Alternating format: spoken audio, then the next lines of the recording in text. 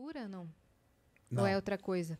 Talvez... então a gente não sabe, né? Ah, Talvez tenha, talvez a matéria escura seja criada por algum tipo específico de buraco negro. porque se a gente não sabe também... Então, não sai. São esses mistérios aí que tem na astronomia, né? Sim. Buraco negro a gente tenta, já fizemos uma foto de tentamos estudar alguns, só que é muito complicado. As coisas que acontecem ali perto dele meio que desafiam várias explicações, sabe? Mas tem o pessoal que estuda buraco negro. Matéria escura, também a gente não tem ideia do que é. Isso é um dos grandes mistérios mesmo da astronomia. Mas a gente sabe que existe. A gente sabe que ela existe, mas a gente não vê. A gente sabe que ela existe, mas a gente não sabe o que ela é. Isso é muito engraçado. Isso é esquisito, né? É muito esquisito. Por isso que o pessoal dá o nome de matéria escura. Não é que ela é escura. O escura, essa palavrinha dark lá que os americanos usam, é meio para dizer que é um negócio misterioso, entendeu? Obscuro, assim. Obscuro. Obscuro da gente não entender. não tem entendimento. Saquei. Mas o que é a matéria escura? A matéria escura, imagina que ela é uma cola invisível. A galáxia, já viram a foto de uma galáxia? Que é tipo um redemoinho, né? Naturalmente, se você olhasse aquilo ali, aquelas estrelas que estão na ponta, era para tudo sair voando pelo universo, porque a galáxia está girando, não ia ter... O que segura aquelas estrelas junto com a galáxia? É a força da gravidade da galáxia? Mas ela atua até um certo ponto. Então, a matéria escura seria isso. Ela está ajudando a manter as coisas meio juntas. Tá? Então, isso que é a matéria escura. Só que a gente não sabe, a gente só consegue verificar a presença dela em coisa que é muito longe e muito grande. E aí o pessoal tem mais ou menos uma noção de onde que ela está, de como que ela é, mas a gente sabe que ela está em todo lugar. Então, isso é a matéria escura. E a outra coisa é a energia escura. Tem energia escura, que é o não contrário. tem nada a ver. Não tem nada a ver. A energia escura é o seguinte, o universo está expandindo. Desde que ele nasceu, vamos dizer assim, né, ele nasceu numa expansão grande que a gente chama de Big Bang.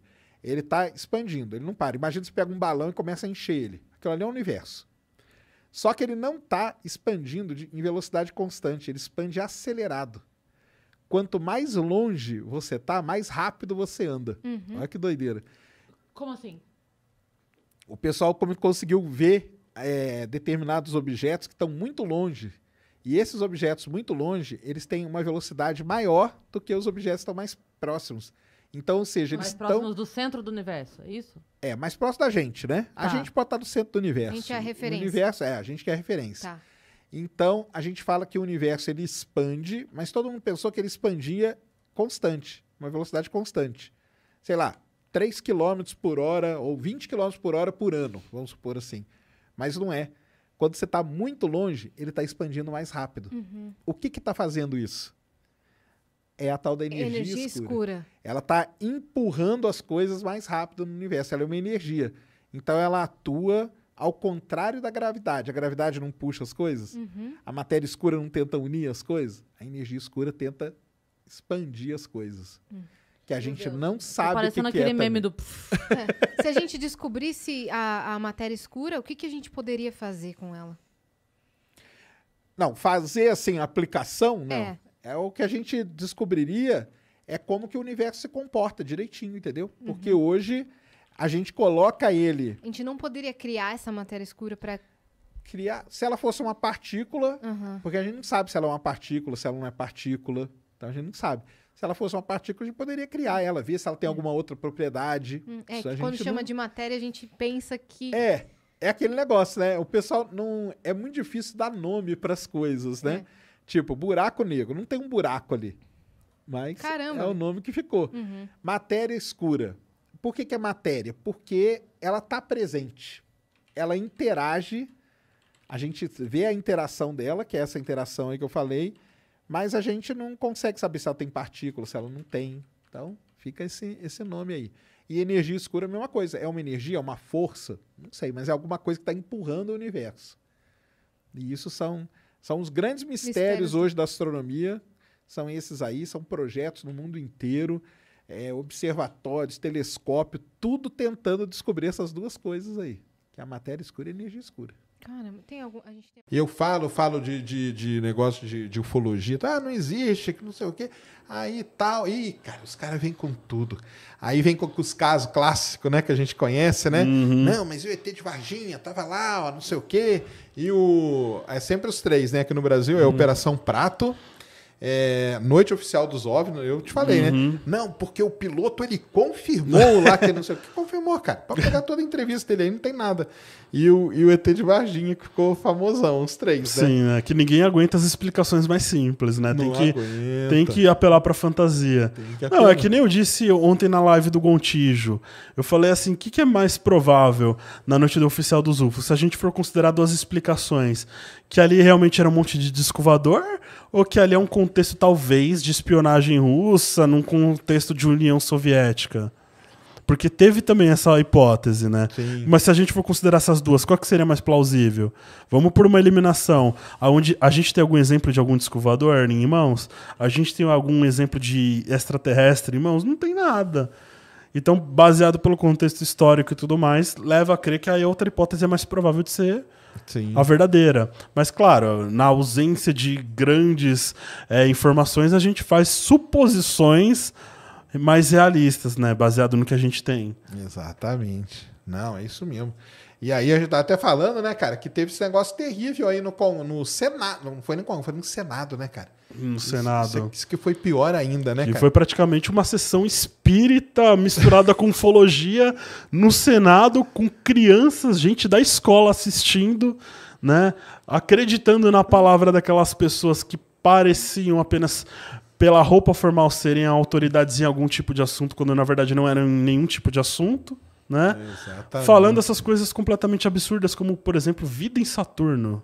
Não, pelo amor de Deus. Quem fala uma coisa dessa não tá preocupado com nenhuma evidência. Tá. E o pior é isso, né, cara? Com criança. Pra quem não sabe, aí dia 24 de junho, pra falar a verdade, eu nem sabia disso, viu? Mas eu vi agora aqui, antes de começar. Dia 24 de junho é comemorado o dia do disco voador. Que já é um nome meio esquisito. Mas é Dia Mundial do Disco Voador por causa do avistamento do Kenneth Arnold em 1947, logo na sequência ali o caso Roswell, né, que teve nos Estados Unidos. E aí o Senado, que não tem nada para se preocupar, né? Nada, já que vivemos num país assim super desenvolvido, falou o seguinte: por que não fazer uma sessão em homenagem aos 75 anos do dia do disco voador? E aí chamou a galera lá, chamou criança, e aí são esses absurdos. Aí o vídeo entra lá na página do Senado, lá no site do Senado, tá lá a sessão inteira. E assistam, cara, se vocês tiverem estômago, né?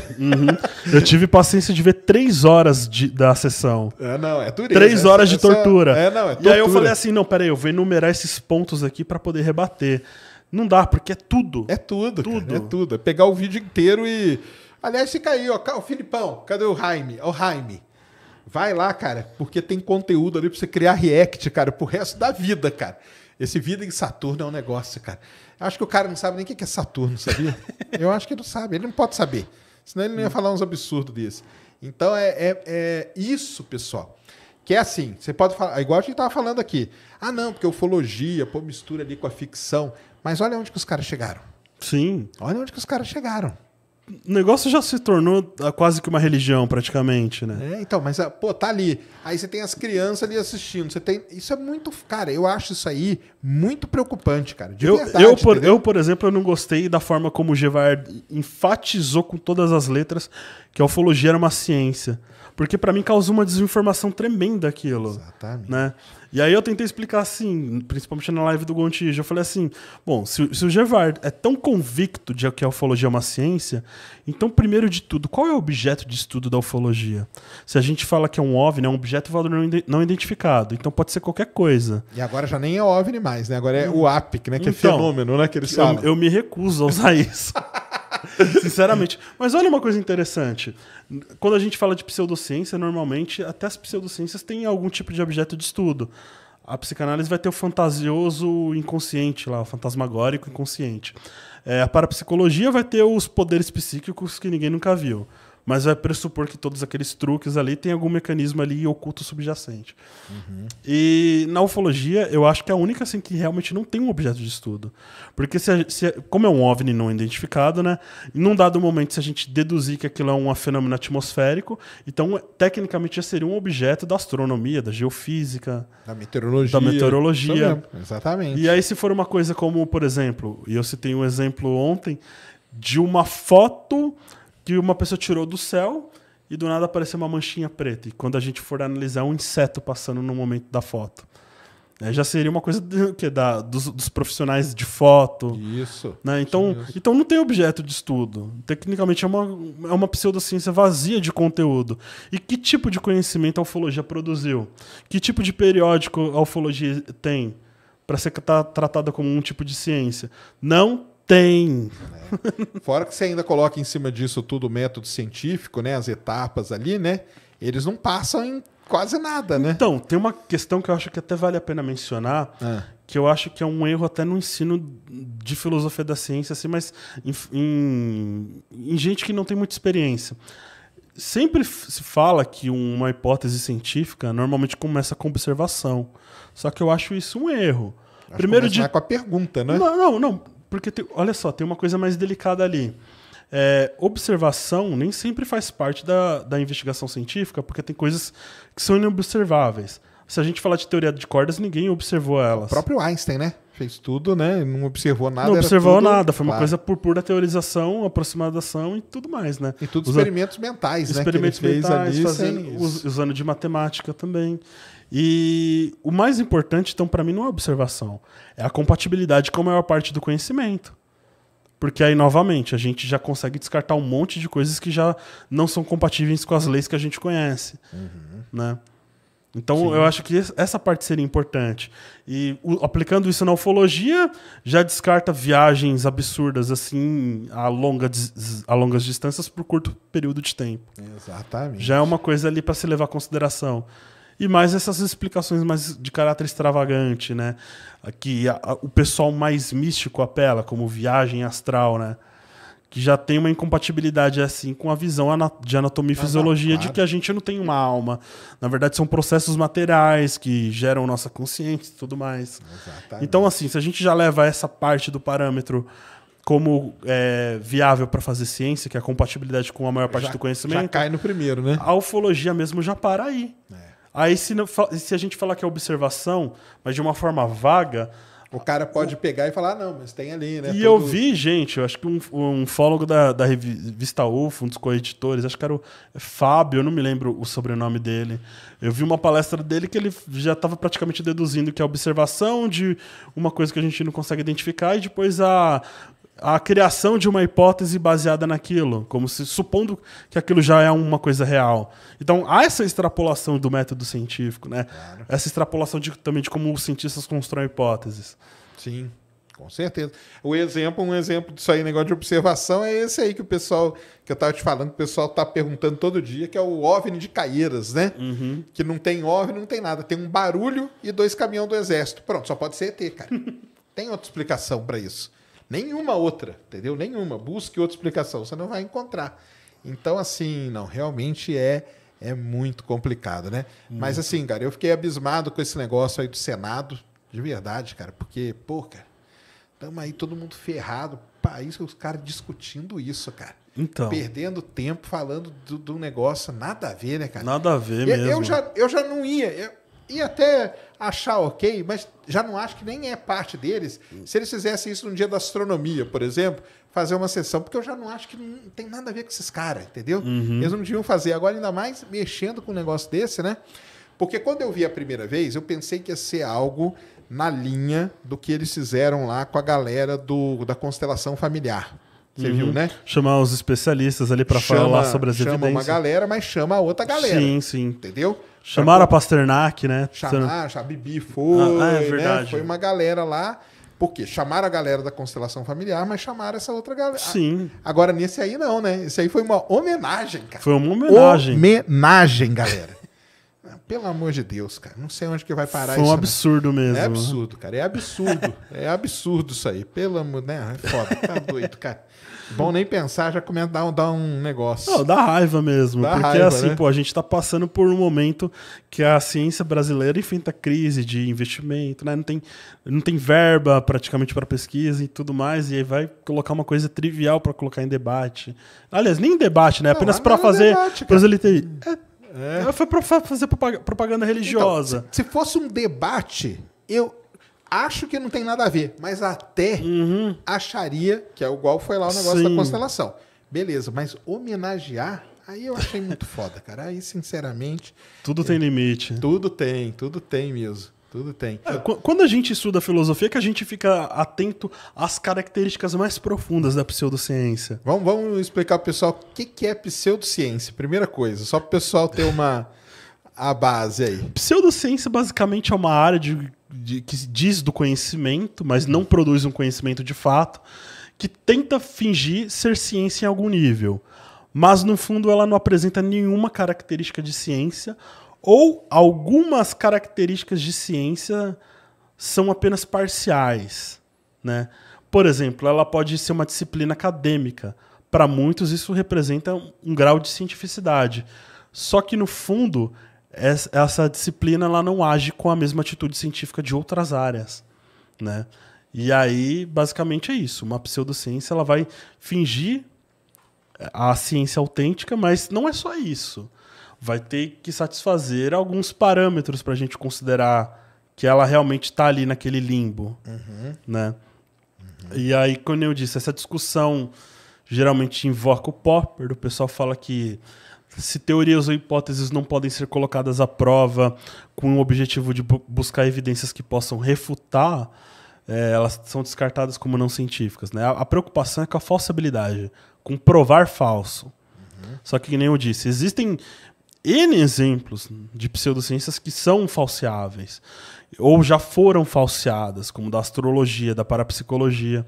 Dá um exemplo da astrologia aí. Não, o simples fato de você presumir que um corpo celeste pode interagir e moldar o nosso comportamento humano é uma coisa que a gente pode testar e provar falsamente. É uma premissa que a gente já colocou à prova e já viu que realmente ela é falseável e a gente descarta. Sim. Ela é falseável e ela foi falseada, né? Isso daí é um bom exemplo. Agora, outras coisas assim. O pessoal geralmente esquece também de coisas que não são, a princípio, falseáveis, mas a gente toma como uma hipótese científica ou toma como parte do conhecimento científico. Por exemplo, algumas leis do movimento planetário têm premissas ali que elas não são falseáveis. Alguns estudos cosmológicos eles não são falseáveis. Você testa, você pode testar alguma coisa em determinada circunstância, mas você não tem ali como falsear. Teoria de cordas, você não tem como falsear, principalmente pelas escalas de energia, né, que falam. Claro. Né? E tem outras coisas assim que fazem parte da biologia molecular, né? Então, assim... Em todas as áreas vai tendo o seu... Vai ter os enunciados não falseáveis. Mas por que a gente, então, dá algum tipo de credibilidade para essas ideias que não são falseáveis? Porque a gente valoriza a evidência positiva, a confirmação, e não a falseação. Entendi. A gente premia... O Bunge, por exemplo, ele dá um exemplo num livro dele, acho que é no 100 Ideias. Apenas, assim, ele usa como um exemplo, não para você levar a cabo, mas apenas para ilustrar a ideia. Por exemplo, a gente dá o prêmio Nobel a quem refuta hipóteses ou teorias ou para quem confirma? Exatamente. Claro, aí tem aquela questão lá sobre supostas jogadas políticas, em decidir quem leva o prêmio. Sim. Só que Mas a ideia... normalmente é para quem tá... Sim, a ideia é só desenhar o que a gente valoriza mais. Então, sim, a falsificação faz parte? Faz, mas a confirmação... E uma outra coisa que é mais importante, a compatibilidade com a maior parte da ciência. Ou seja, você não vai propor uma hipótese que viola leis e princípios físicos bem estabelecidos. Por exemplo, uma hipótese de alma viola o princípio de conservação de energia da lei da termodinâmica. Então, você já vai conflitar uma hipótese dominante ali.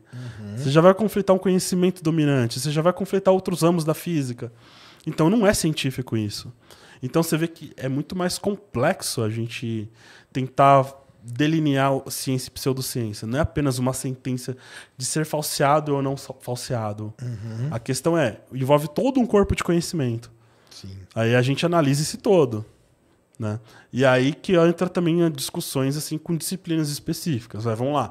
Psicanálise. Por que eu considero pseudociência?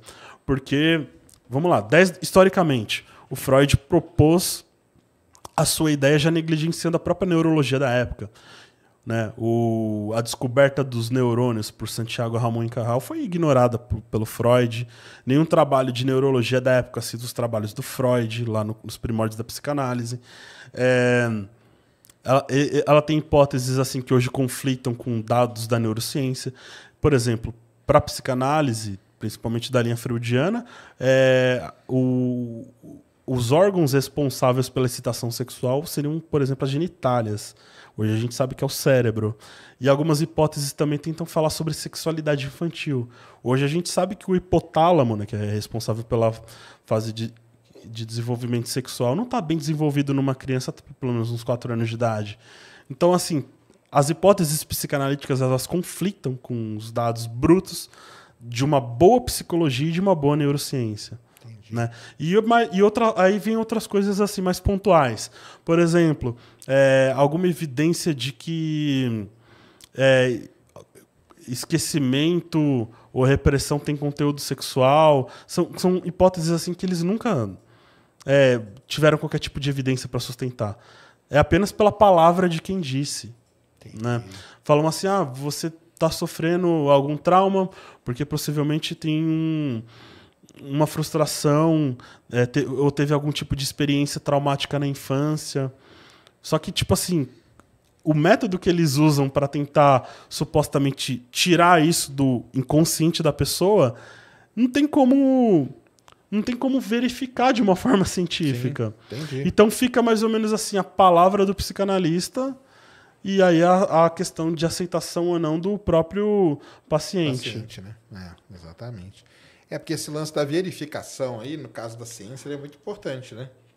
Muito. De verificar, né? E de fazer, e de ser aberto e tudo, né? Então isso aí realmente é importante, é onde o pessoal falha, né? E aí que entra, né, na pseudociência, né? Não, mas essa análise aí é bem completinha mesmo, né? E você que tá assistindo esse vídeo aqui no Talk Flow, dá pra você virar membro, cara, do Flow agora. É um botãozinho do lado do botão de se inscrever. A gente faz um programa semanal só pros membros. Olha. Então fique esperto aí. Se quiser virar membro, tá bem aqui do lado, é mó merreca, custa menos de R$8, irmão. Eu não acredito em Deus, mas até aí também. Não acredita?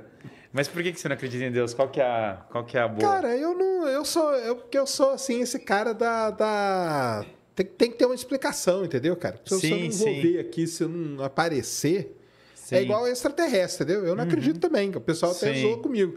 Não acredito. Enquanto ele não aparecer, igual dizia o Jô Soares, enquanto ele não aparecer na Praça da Sé, cara, eu não vou acreditar. Mas de novo, o pessoal sabe, aqui eu já trouxe o Rodrigo Silva aqui e tudo. Eu não tenho problema nenhum, cara. Minha mãe é espírita, entendeu? Sim. E, então, meu orientador, cara, de mestrado e doutorado, monge budista. Sim.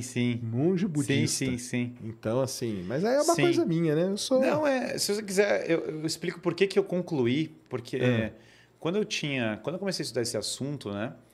Eu tinha absoluta certeza de duas coisas. Falei, cara, se Deus existe não dá para saber nada e, francamente, eu vou viver minha vida como se não, porque não tem nada a ver com nada. E a igreja era uma instituição manipuladora que controlou a história da humanidade e que era uma instituição pro mal. Esse é meu ponto de partida nessa discussão. Então, eu entendo muito bem a perspectiva que parte do ateísmo, né? Porque era minha, entendeu? Então, eu parti desse ponto. Entendi. E aí eu vou te falar um pouco a linha argumentativa que me fez concluir que Deus existe, que é uma via metafísica, né? Por quê? Eu diria que a discussão da ciência provar Deus, ela não tem nada a ver, porque o método científico não tem nada a ver com a discussão se Deus existe. Então eu diria que simplesmente não eu diria que é um objeto impróprio. Você está usando uma ferramenta de análise imprópria. Assim como a discussão científica, o método científico não serve para discutir verdades de cunho moral, que é impróprio E eu falo isso em defesa do método científico, não contra o método científico. Eu falo, cara, é que é ridículo falar assim, vamos fazer um experimento da moral. Eu falo, cara, não é assim que funciona a verdade escura e moral, são de outra natureza. Então tem uma série de coisas que verdade cunho lógico são de outra natureza, você não usa ciência para provar a verdade de cunho lógico. Então eu diria em primeiro lugar que usar a ciência para provar ou desprovar Deus é um erro de objeto, simplesmente o objeto não se aplica. Até porque usualmente está usando ferramentas de análise material para falar literalmente de um objeto de análise material. Portanto, você não vai conseguir usar a ciência para provar que A igual a A, que dirá porque seria argumentar em círculo, que dirá provar que Deus existe. Então, esse seria o primeiro ponto que não é por aí. Daí, por isso que eu sempre acho um pouco louco.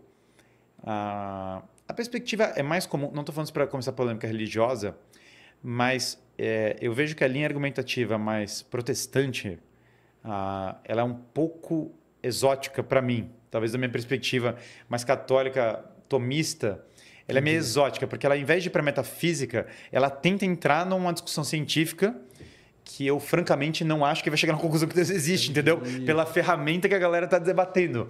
Eu acho que simplesmente não é por aí que esse tipo de argumento não me convenceria olhando por aí. Isso eu acho que é meio coisa de protestante, mas não estou falando como pejorativo em relação aos protestantes, eu estou falando que não é incomum.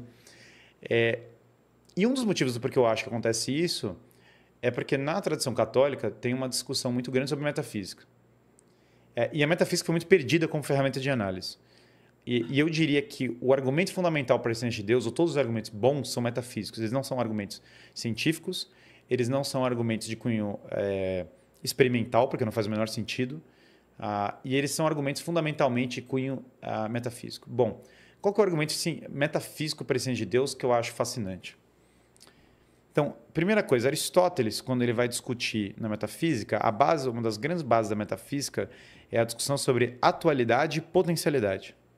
Então, atualidade nada mais é do que uma coisa que é efetivamente, e potencialidade é uma possibilidade. Então, essa garrafa pode cair, ela tem a possibilidade de cair, e ela está do jeito como ela está. Se ela cair de fato, a atualização dessa potencialidade, que é o que Aristóteles chama de movimento. Movimento para Aristóteles não é um movimento mecânico, né, que a gente está acostumado do Newton e outros. O que ele quer dizer por movimento, na verdade, o termo... Essa mudança aí, né? Que é a passagem da potência ao ato.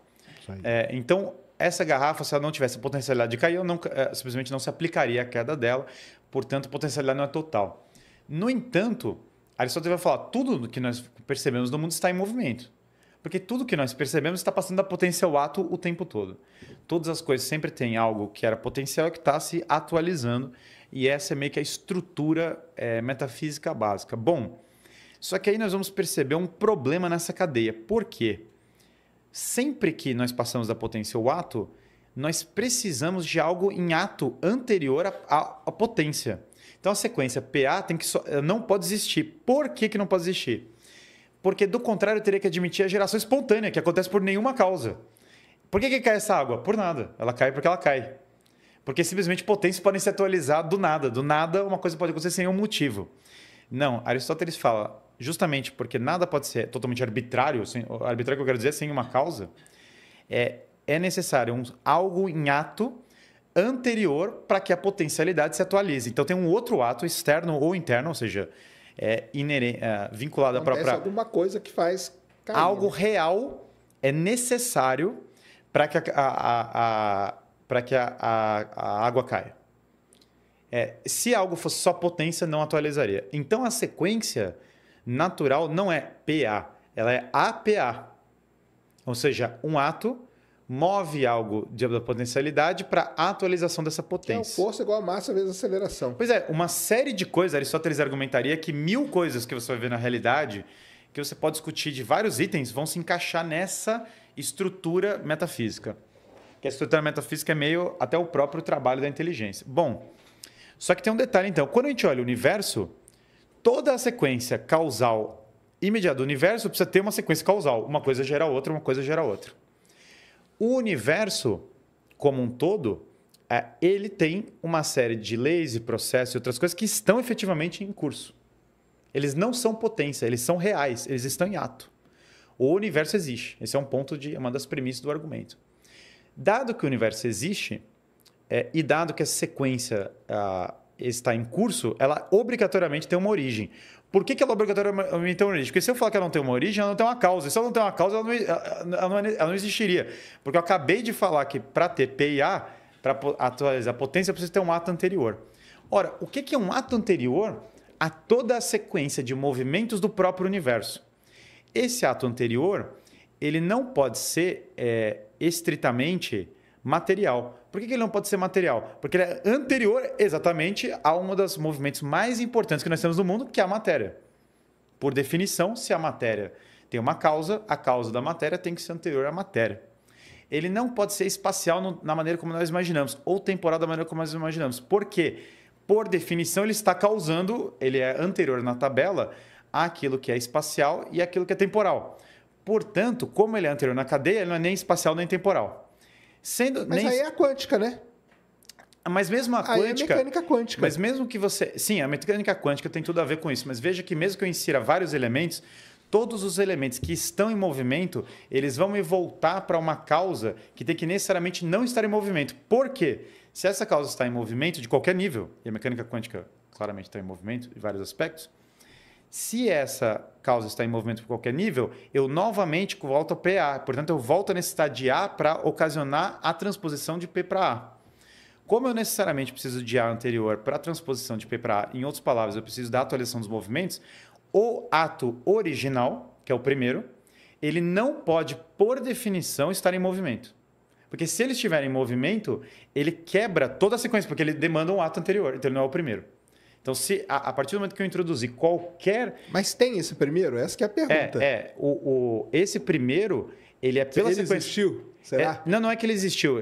Em termos do que a gente está falando, todo elemento... Mas em termos da física, eu digo. Em termos da física, a gente não está fazendo análise física. É uma análise metafísica. Tá, tudo bem. A experimentação física ela é totalmente independente disso. Eu acho impossível, sinceramente, chegar na conclusão que Deus existe pela física. Eu acho que não tem nada a ver. Não, Deus não. Mas eu estou falando o início aí de tudo aí que você falou. Mas esse início, veja, qualquer item que a gente introduza vai continuar persistindo o problema que eu estou falando. Por quê? Você fala que tem cordas, você fala que tem uma dinâmica quântica, você introduz qualquer item. Se esse item está em movimento, persiste o problema que eu falei. Porque esse primeiro ato não pode estar em movimento. Ele também não é temporal e ele não é espacial. E não sendo temporal e espacial, ele também tem um outro detalhe. O universo tem um elemento de acaso. No entanto, o universo não é por acaso, porque ele também tem um elemento de ordem. Repara que o universo não é só acaso, ele tem ordem e acaso. Os dois convivem. Aristóteles, bom e velho, fala isso. Ordem, acaso, não precisa necessariamente ter algo de inteligência por trás do acaso. Isso é evidente. No entanto, ordem, por definição, é inteligência. A própria ordem é inteligência, no sentido de que a própria inteligência é ordenar as coisas. Quando eu falo de um A original, um ser em ato, que os medievais muito belamente chamam de ato puro, pura existência, que não é material, que não é espacial, que não está em movimento, portanto é eterno por definição, na medida que não está em movimento, que é princípio de ordem, porque originou toda a ordem do cosmos, esse é exatamente o conceito de Deus. Então, quando nós falamos em metafísica, da sequência da passagem da potência ao ato, eu sou obrigado a postular que Deus é a origem de todas as coisas. Por quê? Eu sou obrigado a postular que existe um ato puro na origem de todas as coisas. Do contrário, o que eu estou afirmando? Se eu não admito esse ato puro, eu estou afirmando que existiu em algum momento uma passagem da potência ao ato que não teve causalidade alguma. Em outras palavras... Fisicamente pode ser, né? Mas se eu postulo isso, entende?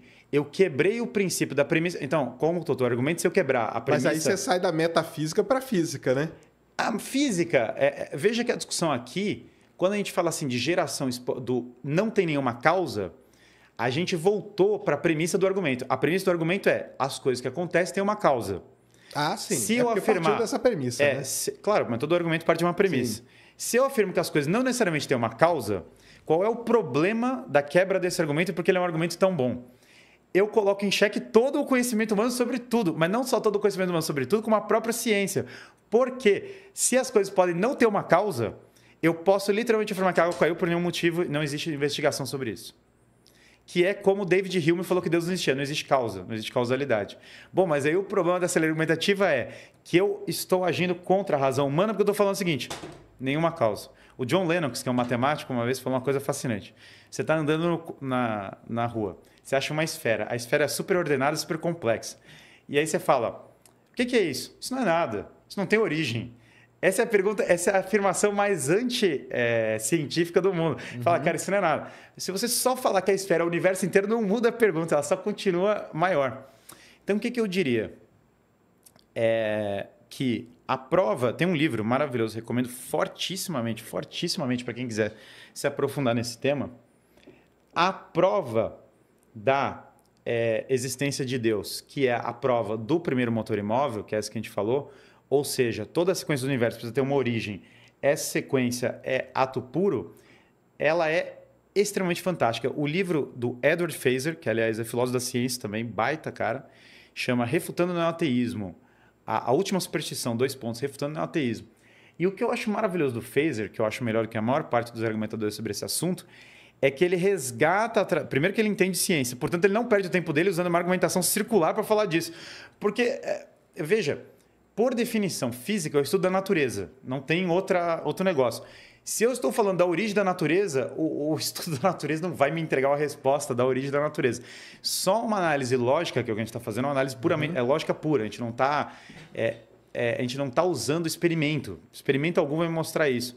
Só a lógica pura vai me aventar. Quando eu li e entendi isso, falando agora de um ponto de vista pessoal, eu olhei e falei, caramba, calma. Deixa eu entender, eu parei assim, todo o meu negócio eu parei e falei, calma.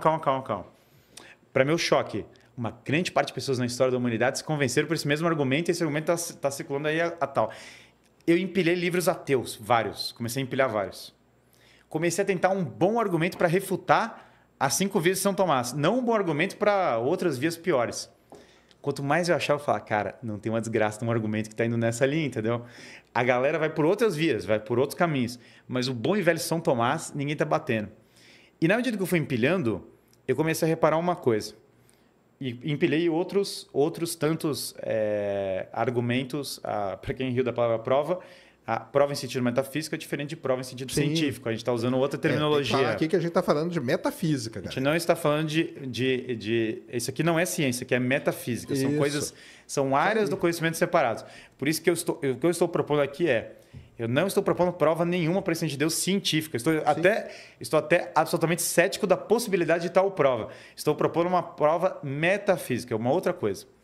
Aí eu empilhei os livros ateus, vários, Dawkins, a galera toda, comecei a ler. E eu empilhei outros livros cristãos, desses que eram de linha metafísica. Eu comecei a ler, eu falei, cara, tem um problema aqui para mim, né? Os livros ateus que eu estou lendo conhecem o argumento, e incito as pessoas a ler esse livro do Feser, fortemente. Os livros ateus que eu estou lendo conhecem o argumento, não conhecem o argumento cristão. Mas os livros cristãos conhecem o argumento ateu. Eu falei, alguma coisa está errada nessa história. Porque nunca no livro ateu eu estou vendo um argumento cristão bem colocado. O argumento cristão que eu falo, na verdade, é o argumento metafísico que vem de Aristóteles. Essa demonstração que a gente está falando está na metafísica de Aristóteles. Não foi criada por ninguém cristão, é anterior ao cristianismo. Lembrando que Sócrates, Platão e Aristóteles concluíram que existia um Deus único. Sem cristianismo, sem fé, sem nada, por meio da razão natural, falar, cara, a única possibilidade é que existe um Deus único. Então isso aqui é independente da fé da pessoa. Eu, particularmente, sou uma pessoa que tem fé, mas isso não prescinde da fé. Claro, de uma maneira muito notória, o padre Copleston, que escreveu a História da Filosofia, reiterou esse debate com Bertrand Russell, de uma maneira muito notória no começo do século XX. E aí eu fui assistir esse debate, e aí eu entrei numa coisa, Sérgio, porque é o seguinte, eu comecei a ler tudo para me provar errado. Porque eu falei, cara, entendi. Se alguém provar que esse argumento tão simples, que eu acabei de falar, mas ao mesmo tempo belo, porque a simplicidade também é beleza em termos científicos, que esse argumento está lá no Feser, está lá em São Tomás, que está literalmente na Suma Teológica. Texto medieval, Idade das Trevas, está lá escrito, mas está na Metafísica de Aristóteles. Se alguém me provar esse argumento errado, beleza, eu não preciso acreditar. Aí você está tentando. Eu estou há 32 anos esperando alguém me provar esse argumento como errado. E nesse tempo, não só eu fui descobrindo que esse argumento não tem uma boa refutação, como na verdade uma modelo só fala assim, metafísica não existe, causalidade não existe, as respostas contra eram piores do que a encomenda, sabe, na minha leitura. Entendi.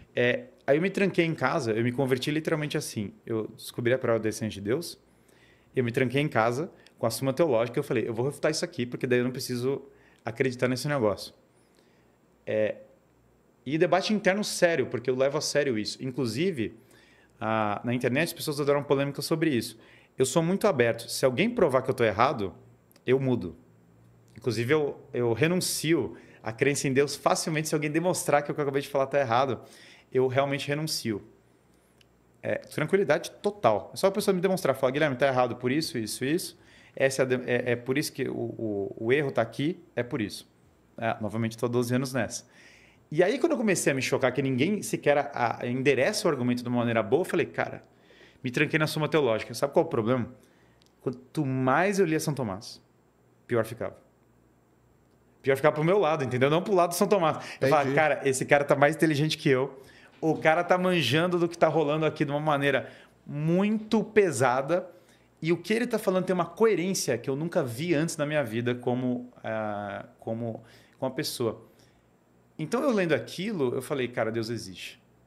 E aí eu saí dali e falei, agora eu preciso... Bom, e que também, vamos lembrar, a conclusão predominante na história da civilização é Deus existe. A conclusão, sim, claro. A conclusão exótica é a nossa. A nossa é exótica. A nossa, que eu quero dizer, é a da nossa cultura contemporânea. No entanto, a nossa cultura contemporânea também está falando que sexo biológico não existe, o que me leva a crer que a nossa cultura contemporânea também tem vícios... complicado. Intelectuais. E você que tá assistindo esse vídeo aqui no Talk Flow, dá pra você virar membro, cara, do Flow agora. É um botãozinho do lado do botão de se inscrever. A gente faz um programa semanal só pros membros. Olha. Então fique esperto aí. Se quiser virar membro, tá bem aqui do lado, é mó merreca, custa 7. Menos de R$8, irmão. Black Magic. Boa noite, pessoal. Já foi dito e redito várias vezes por Serjão a preocupação sobre um novo boa. Event Carrington. Conseguimos pensar em vários possíveis desdobramentos, mas e no caso dos aviões? Eu vou contar aqui uma história muito interessante, não sei se o Fernando sabe dela. O que poderia acontecer a um avião no ar num caso desse? Então vamos lá, para quem não sabe o que é Event Carrington, em 1859 teve uma grande explosão no Sol. Essa explosão solar, as partículas carregadas chegaram aqui na Terra e a Terra era toda, se comunicava por telégrafo, queimou a rede de telégrafo da Terra. O evento de Carrington é de 1859, não teve só esse, teve um em 1872, 1921, e foi tendo vários, e com certeza nós vamos ter algum. Teve um, inclusive, não chegou nesse nível, mas recente, né? Que teve uma emissão de massa coronal do Sol, que deu uma estragadinha aqui, né? Foi recente, inclusive. Foi recente, então, aí eu não sei se você vai saber, mas o que aconteceu recentemente foi o seguinte, teve uma explosão solar, e alguns aviões da Azul, os ATRs, tiveram problema. Por quê? Eu fiquei sabendo disso daí. Você ficou sabendo disso? Sim. Então eu conversei com o pessoal da Azul. Eles vieram conversar comigo e tal. O que aconteceu foi o seguinte, essa explosão solar, ela passou pelo satélite de GPS. E aí, não é que estragou os satélites, mas deu um bugzinho ali, um glitch, que a gente chama, no satélite. Só que o problema é que esse glitch, todo esse problema se propagar e se resolver, isso aí levou uns 40 minutos. E 40 minutos, cara, na aviação, é um caos que virou. Então, e o ATR, ele tem um problema que ele não tem o sistema de backup dele depende do GPS também. Então, se dá um problema no GPS, o caso do ATR em si, ele não consegue nem decolar. Alguns outros aviões, o sistema de backup dele é aquele diferencial, né, que a gente fala. É o inercial. Inercial, isso aí. E aí ele consegue, não tem problema nenhum. Mas nesse dia teve um avião da Emirates que deu problema. Ele estava voando. Só que aí ele tinha um sistema, não aconteceu nada, e ele conseguiu chegar, e tudo mesmo porque meia hora ali no voo que o cara estava fazendo, cara, tipo, o cara estava em cima do oceano ali, cara, segue aqui, vambora. Mas teve um ali, cara, um ATR, que o piloto estava indo decolar. E puff, travou tudo. Ele voltou o avião assim, saindo ali, cara. Ele já tinha saído do portão. Já estava taxiando. Já estava taxiando para decolar quando puff, parou tudo. E isso, cara, assim, os caras fizeram a conta lá, tipo, acho que foram umas 400 pessoas que acabaram se prejudicando com essa história toda. Porque o ATR também cabe quantos? 72. 72, né? Isso aí. Então, mas o que acontece? Esse é que é o problema, cara. Esse é que é o problema, entendeu? Porque. E deu fila no aeroporto. Ah, aí, sim. não, aí começa, né? Atrasa aquele voo, cancela aquele voo. Ah, sim, é um efeito cascata e vira, que cara, atrapalha aí- tudo, né? Pô, e os caras vieram me contar, aí tinha gente querendo. Aí você quer. Aí o cara quer bater no cara que vende o Sim, ticket como ali. se resolvesse que alguma não coisa. tem né? nada a ver O cara nem sabe o que tá acontecendo. Ele tá tendo que segurar o BO ali, não sabe nem que o sol resolveu explodir hoje, né? E é cara pulando em cima do pescoço e vira uma confusão, É né, uma cara? confusão, né? E vira uma confusão. Então, mas você chegou a ouvir falar disso aí? Eu ouvi falar disso daí. E é interessante você ter falado do negócio do sistema inercial, né? Até voltando um pouco, quando o GPS começou a ser realmente o novo caminho do sistema de navegação mundial, a grande preocupação era um sistema americano. Isso. Estoura uma guerra, Estados Unidos vai lá e muda a configuração dos satélites, todo mundo se perde, né? Então essa era a grande discussão até o início dos anos 2000, né? O sistema de navegação aérea, até então, era só por radionavegação, antenas no solo que emitem um sinal, e aí você consegue se balizar para as antenas. São sistemas mais complexos, mas é basicamente isso. E sistema inercial. O que é o sistema inercial? O sistema inercial é um sistema de giroscópio dentro do avião Isso. que ele consegue calcular a velocidade de rotação da Terra. Então, dependendo da onde, como a Terra é redonda, dependendo da latitude que você está, se você está mais próximo do Equador, você tem uma circunferência maior, a velocidade de rotação é maior. Quando você vai mais para os polos, você tem uma circunferência menor, Isso aí. a velocidade de rotação é menor. O inercial, ele consegue justamente calcular em qual latitude você está de acordo com a velocidade de rotação. Isso. Ele junta essa informação com a sua última posição de longitude e te dá um sistema de geolocalização, né? Um sistema muito eficiente, sempre funcionou. Os aviões sempre voaram porque a Terra é redonda e gira, né? Isso Coisas aí, desse tipo. Isso mesmo. E além disso, tem os sistemas de radionavegação e aí começou o sistema de GPS, que é por satélite. Junta triangulação de satélite ali e faz o negócio. Só que na mão dos americanos demorou para isso ser homologado nos países, no Brasil, por exemplo. Então, mas e quando você voa, por exemplo, para a Europa tem o sistema Galileu, que é um outro sistema. Uhum. O avião que voa, sai, Brasil, sei lá, Paris. Quando chega ali na Europa, ele assume o sistema Aí Galileu? eu não sei essa parte técnica de o que é assumir o quê. Mas ele tem, tá. ele É, tem deve todos assumir, os né, sistemas. cara? Deve assumir, tem os sistemas todos integrados, né? Porque o a gente computador tem- do voo já faz isso automático, né? Então, porque um problema que deu nisso aí, na aviação, não sei se você ficou sabendo, foi na guerra da Rússia. Porque lá na Rússia tem um sistema GLONASS. É, o outro não é o Global Position Não é. System, né? É o sistema deles lá. E tava tendo problema com aviões ali, por conta que na hora que entrava ali, assumia esse sistema GLONASS, só que o sistema tava todo ferrado, porque tava cheio de vírus e jammings e coisa indo para lá e para cá. E os caras tiveram muito que apelar para o sistema inercial, entendeu? Sim, aham. É, porque é um Que ali sistema tava que não depende de complicadíssimo. nada externo. É um sistema da aeronave, Isso. né, o inercial. E os sistemas de radionavegação não dependem de nada no espaço, mas assim a emissão de sinal das antenas que estão em solo dentro do determinado país. Isso. O sistema GPS não. É muito mais fácil hoje você navegar com GPS na aviação. sim, com Muito certeza. mais fácil. Hoje você fazer um voo por instrumento com o sistema atual, cara, é plotar ponto no GPS ali e seguir a linha, né? Não tem erro, né? Não tem erro. Agora, com radionavegação, pegar radial, você tem uma antena chamada VOR que ela tem radiais. Então ela tem várias antenas que emitem sinal em radiais. E aí você vai passando por ela e o instrumento do avião consegue identificar qual radial ele está pegando, Ah, entendi. né, para você saber qual posição você está em relação a ele. Caramba. Não é só uma antena que aponta, né? Entendi. Então, e aí por esse sistema de radial, você sabe se você está chegando na antena, se você está saindo da antena, você sabe se a antena está aqui, você está passando aqui, você sabe que você está nessa radial, você fala para o controle assim, eu estou a tantas milhas da antena na radial tal, o controle sabe que você está aqui, ou se você está aqui, né? Saquei. Só que é muito mais complexo. Muito mais. Né? Então, claro que hoje ainda os pilotos aprendem isso, no curso de voo por instrumento tem isso, mas atualmente na prática, o É GPS. GPS, né, cara? Não tem jeito. E esse negócio que o Fernando falou do giroscópio, se você vê o documentário da Terra plana, é o giroscópio que o cara entra com ele para Essa provar. É sensacional, Sérgio. E ele Essa prova eu o quê? adoro, cara. Ele prova que é redonda. Porque E ele prova que o Ele negócio prova funciona. 3 vezes que é redonda, porque o negócio funciona. Qual que foi a solução, já que ele provou que ele estava errado? Ah, esse negócio aqui não funciona, deixa eu pôr de lado aqui, não tá Então, funcionando. mas o legal é que ele compra um baratinho e depois ele chega a comprar um caríssimo. Acho que é 20 mil dólares o cara paga no negócio, né? Exatamente. Bom, E o cara aí- que tem 20 mil dólares para investir num troço desse e ainda acredita que a Terra é plana, é difícil, né? É difícil demais, cara. Mas é muito interessante.